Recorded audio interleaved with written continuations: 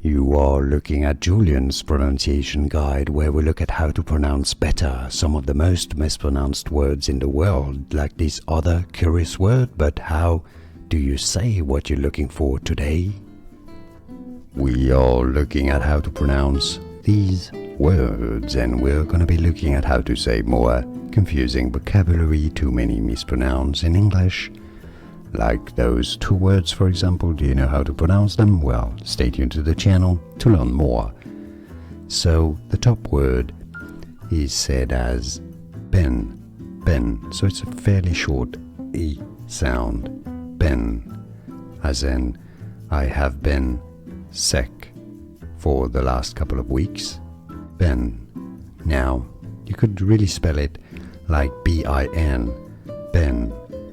Now the bottom word is a type of food. They are called beans, so it's a long E sound. Bean, bean, or beans. So the top word again is been.